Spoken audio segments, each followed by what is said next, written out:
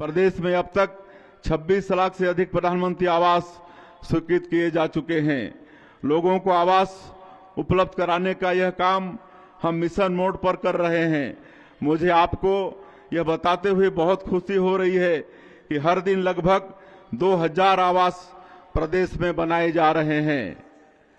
यह गति पूरे देश में सबसे अधिक है। आप सभी छत्तीसगढ़ में हो रही आवास क्रांति के गवाह हैं। खप्पर वाली छतें अब बीते दिनों की बात हो गई। अब हर घर पक्का और बुनियादी सुविधा से युक्त है, जहां जल जीवन मिशन से शुद्ध जल मिल रहा है। राज्य स्थापना से पूर्व प्रदेश के लोगों को घंटों पावर कट का सामना करना पड़ता था।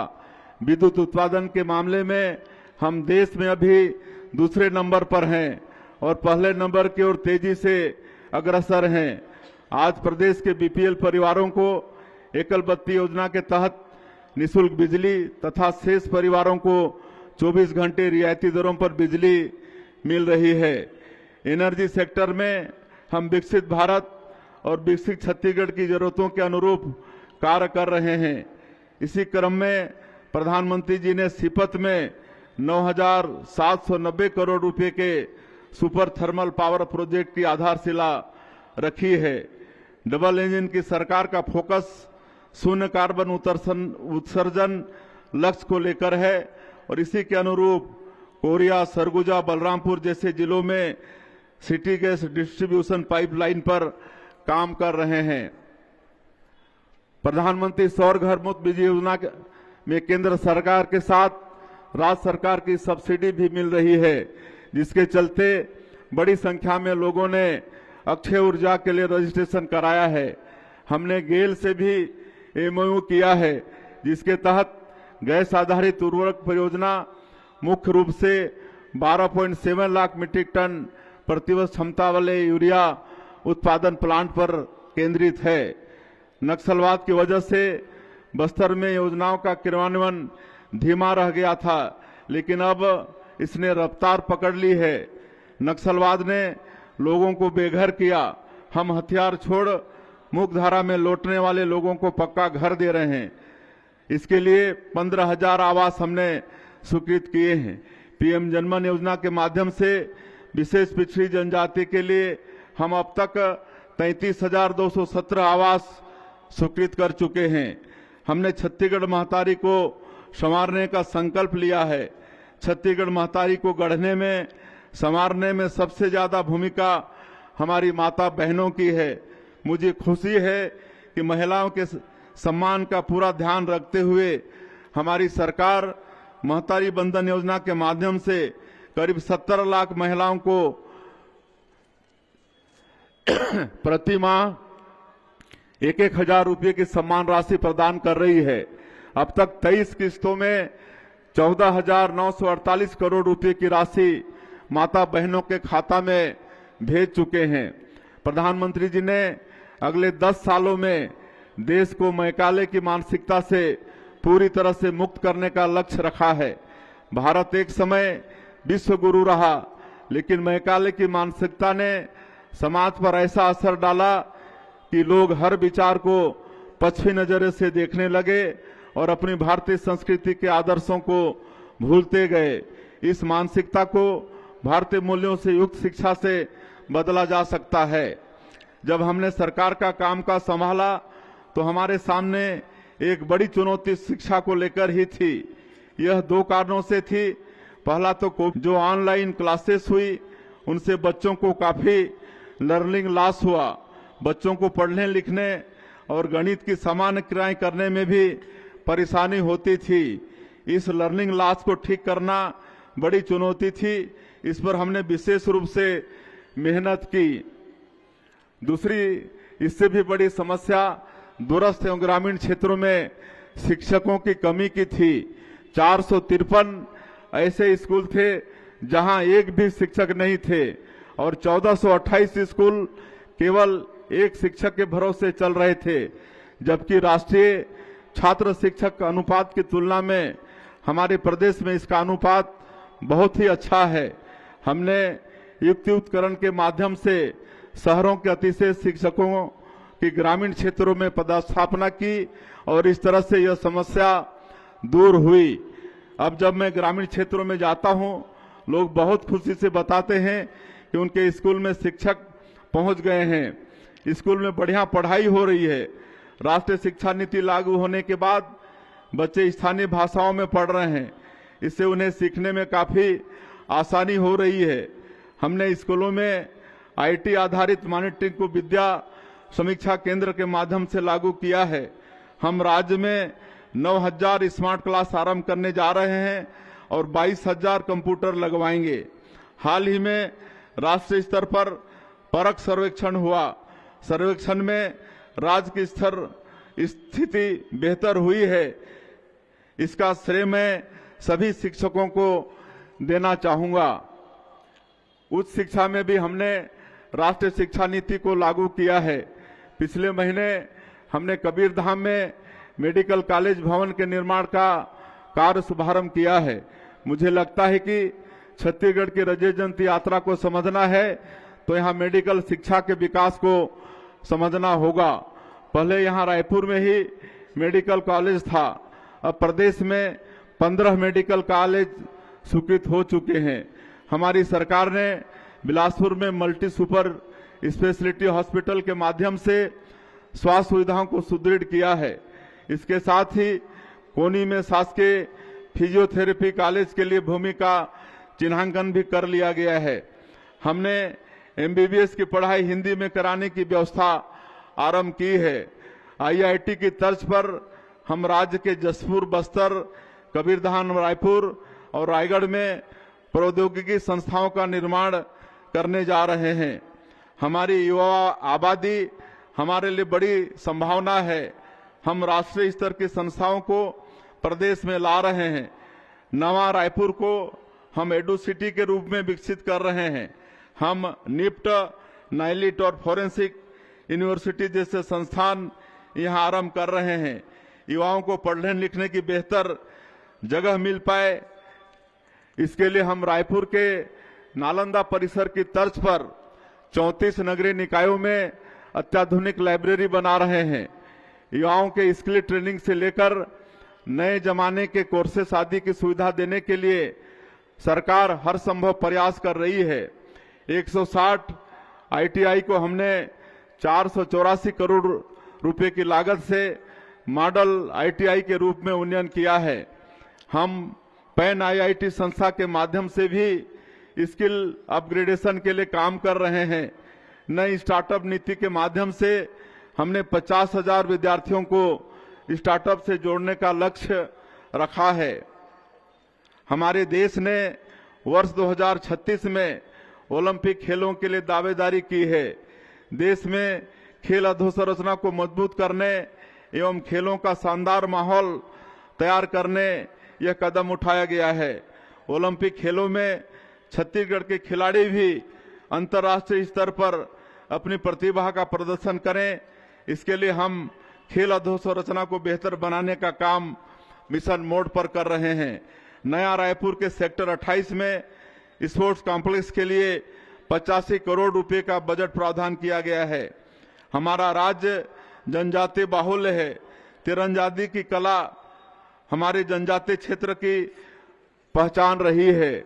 इसे निखारने के लिए हमने राष्ट्रीय आर्चरी एकेडमी की स्थापना हेतु नवा रायपुर में 13 एकड़ जमीन आवंटित की है। खिलाड़ियों को प्रोत्साहित करने हमने ओलंपिक खेलों में पदक विजेताओं के लिए विशेष धनराशि की घोषणा भी की है। खेल प्रतियोगिताएं कभी आसान जगहों में आयोजित नहीं होती। खेल सुकून के वातावरण में खेले जाते हैं। बस्तर में भी ऐसा ही सुकून लौट आया है। बस्तर ओलंपिक के आयोजन के माध्यम से हमने खेल के माध्यम से बस्तर की नई पहचान देश और दुनिया के सामने रखी है। पिछले वर्ष इन खेलों में 1,65,000 लोगों ने हिस्सा लिया था। इस बार 3,92,000 लोगों ने भाग लिया। इस साल हमें खेलो इंडिया ट्राइबल गेम्स की मेजबानी भी मिली है।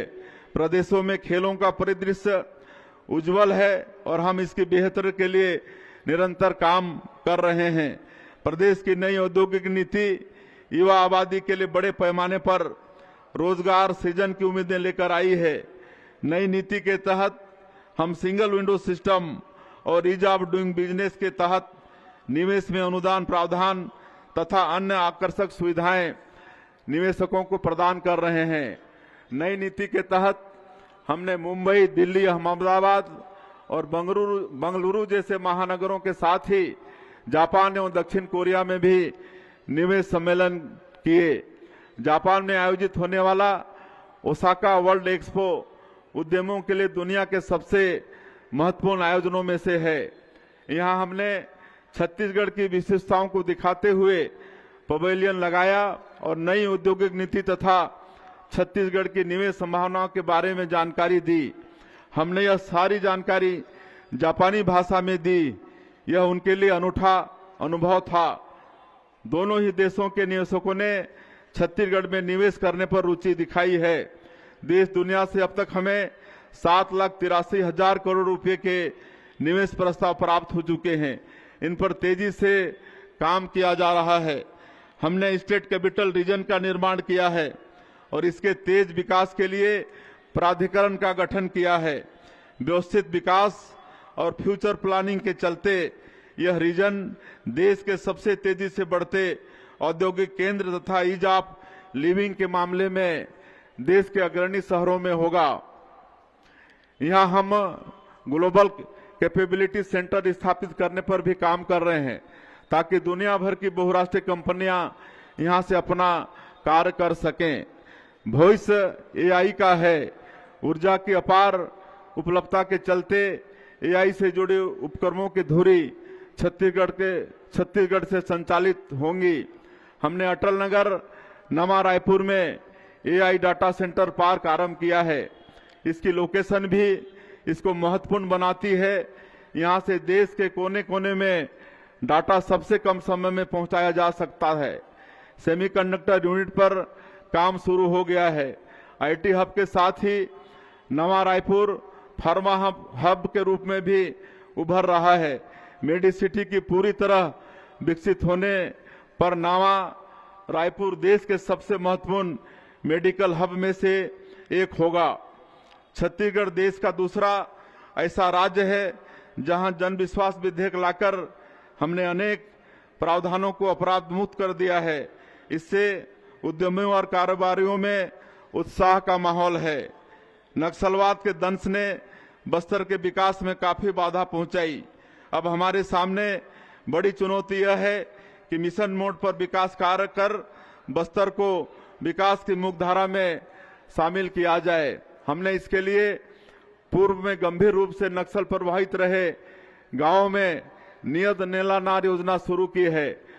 69 सुरक्षा कैंपों के 10 किलोमीटर के दायरे में आने वाले 403 गांवों में इस योजना के तहत शासन के 17 विभागों की भागीदारी से 53 हितग्राही मूलक योजनाओं और 28 सामुदायिक सुविधाओं का क्रियान्वयन किया जा रहा है।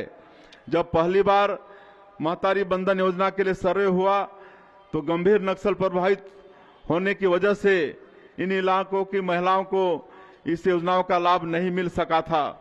हमने इस योजना के तहत पुनः सर्वे किया है। अब इन गांवों की माता बहनों को भी इस योजनाओं का लाभ मिल रहा है। बस्तर में अधोसंरचना विकास के लिए जो मेहनत डबल इंजन की सरकार ने की है वैसी मेहनत कभी नहीं हुई। विशाखापट्टनम में गूगल द्वारा $15 बिलियन की लागत से एशिया का सबसे बड़ा डाटा सेंटर हब बनाया जा रहा है। विशाखापट्टनम से छत्तीसगढ़ एक्सप्रेसवे के माध्यम से जुड़ रहा है। यह एक्सप्रेसवे छत्तीसगढ़ की समृद्ध रेखा बनेगा और पोर्ट सिटी के माध्यम से छत्तीसगढ़ के उत्पादों को दुनिया भर में पहुंचाने में मदद करेगा। इंद्रावती और महानदी को जोड़े जाने की पहल बस्तर के विकास में महत्वपूर्ण भूमिका निभाएगी। बस्तर और सरगुजा के अंदरूनी इलाकों में सड़कें बनाने के साथ ही यहां लोगों को पब्लिक ट्रांसपोर्ट उपलब्ध कराने के लिए हमने मुख्यमंत्री बस सेवा योजना आरंभ की। इसका संचालन स्थानीय लोग ही कर रहे हैं। इससे लोगों के समय की काफी बचत हो रही है और शिक्षा स्वास्थ्य जैसी सुविधाओं तक पहुंच आसान हो गई है। हमारे प्रयासों से धरती के स्वर्ग बस्तर में पर्यटक लौट रहे हैं। इस साल नए वर्ष में एशिया का नियाग्रा कहा जाने वाला चित्रकूट जलप्रपात पर्यटकों की संख्या में आए उफान का गवाह भी रहा है। बस्तर की प्राकृतिक सुंदरता और इसकी अद्भुत जनजातीय संस्कृति को देश दुनिया को दिखाने हमने इस वर्ष भी बस्तर पंडुम का आयोजन किया है। स्वदेश दर्शन योजना के तहत हमने कवर्धा में भोरमदेव को शामिल किया और अब यहाँ काशी विश्वनाथ की तरह कॉरिडोर बनने का काम आरंभ हो गया है। हमें इस बात की हार्दिक खुशी है कि बिलासपुर जिले का कोपरा जलाशय छत्तीसगढ़ का पहला रामसर साइट घोषित किया गया है। इससे जैव विविधता को सहेजने में मदद मिलेगी। संस्कृत की श्रेष्ठ कविता मेघदूत की प्रेरणा कालिदास को सरगुजा से मिली। सरगुजा संभाग धरती के सबसे सुंदर हिस्सों में से है। यहाँ पर्यटन को प्रोत्साहित करने हम काम कर रहे हैं। छत्तीसगढ़ का शिमला कहा जाने वाला मैनपाट में भी पर्यटकों की संख्या बढ़ी है। नई औद्योगिक नीति में पर्यटन को उद्योग का दर्जा देने और होम स्टे में निवेश पर आकर्षक प्रावधान देने का बेहतर नतीजा सामने आ रहा है। जसपुर में सबसे बड़े प्राकृतिक शिवलिंग मधेश्वर महादेव के दर्शन के लिए भी बड़ी संख्या में श्रद्धालु पहुंच रहे हैं। जसपुर का मायालय भी स्वदेश दर्शन योजना में शामिल हो गया है। रेल, सड़क और हवाई सेवाओं के विस्तार का असर सरगुजा संभाग के तेज विकास में नजर आ रहा है। यहाँ निवेश पर किए गए आकर्षक प्रावधानों के चलते तेजी से आर्थिक निवेश हो रहा है। शिक्षा और स्वास्थ्य से जुड़ी अधोसंरचना को भी हम बेहतर कर रहे हैं। जसपुर में मेडिकल कॉलेज की स्थापना के लिए 359 करोड़ रुपए स्वीकृत किए गए हैं। इसके साथ ही यहाँ 220 बिस्तर वाले अत्याधुनिक अस्पताल के निर्माण के लिए भी 32 करोड़ रुपए की मंजूरी दी गई है। नगरीय निकायों की सुंदरता एवं यहाँ बुनियादी सुविधाओं को सुनिश्चित करने हम मिशन मोड में काम कर रहे हैं। इसके अच्छे नतीजे सामने आए हैं। स्वच्छता सर्वेक्षण में छत्तीसगढ़ के सभी शहरों ने अच्छा प्रदर्शन किया है।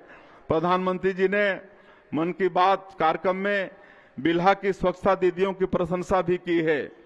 रायपुर को प्रॉमिसिंग स्वच्छ शहर का पुरस्कार मिला है और गार्बेज फ्री सिटीज की 7 स्टार रेटिंग मिली है। 3 लाख से 10 लाख की आबादी वाले शहरों की श्रेणी में बिलासपुर को दूसरा स्थान प्राप्त हुआ है। मुख्यमंत्री नगरोत्थान योजना के माध्यम से हम 525 करोड़ रुपए की लागत से सभी नगर निगमों में अधोसंरचना के बुनियादी महत्व के कार्य करा रहे हैं। पब्लिक ट्रांसपोर्ट को बढ़ावा देते हुए प्रधानमंत्री ई बस सेवा योजना के माध्यम से रायपुर में 100, दुर्ग भिलाई में 50, बिलासपुर में 50 तथा कोरबा में 40 ई बसों की स्वीकृति प्राप्त हुई है। अटल जी के जन्म शताब्दी को यादगार बनाने हम सभी नगरीय निकायों में अटल परिसर बना रहे हैं। अटल जी द्वारा दिखाए गए सुशासन की राह पर हम निरंतर चल रहे हैं। प्रशासनिक कार्यप्रणाली के हर स्तर पर सुशासन को अपनाया गया है। सुशासन की पहली शर्त है पारदर्शिता। इसे अपनाते हुए हमने डिजिटल गवर्नेंस को हर स्तर पर अपनाया है।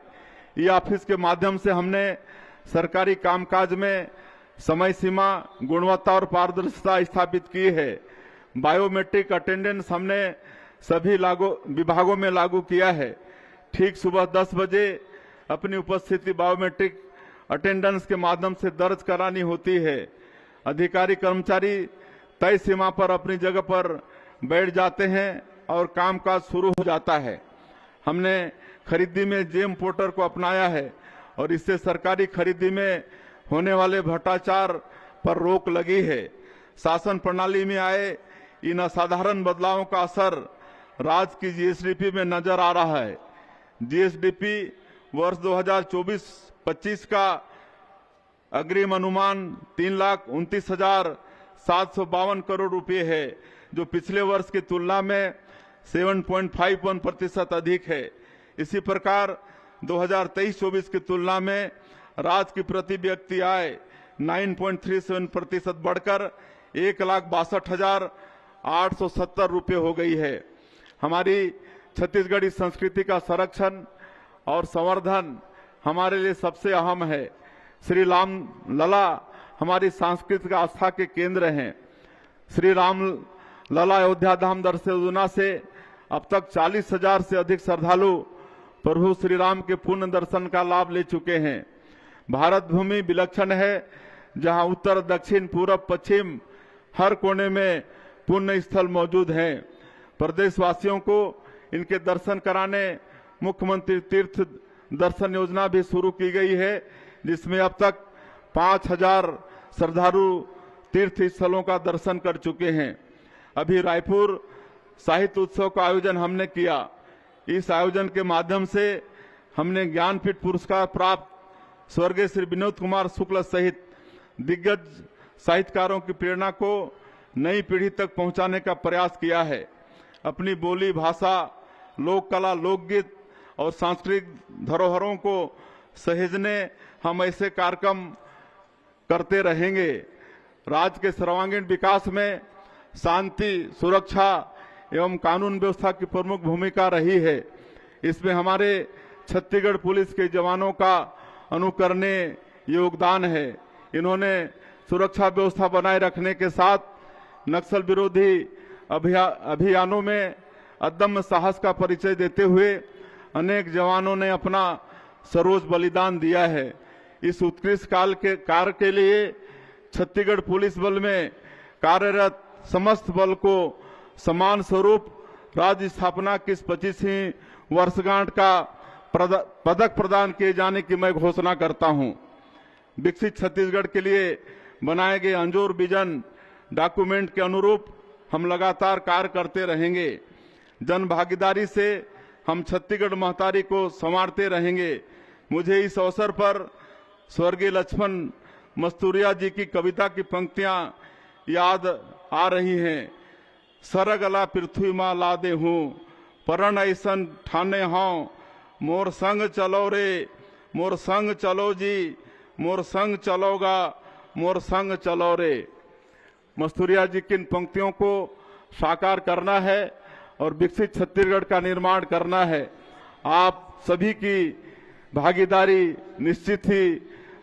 भागीदारी से निश्चित ही हम यह लक्ष्य प्राप्त करेंगे। आप सभी को पुनः एक बार गणतंत्र दिवस की बहुत बहुत बधाई, बहुत बहुत शुभकामनाएं। जय हिंद, जय छत्तीसगढ़।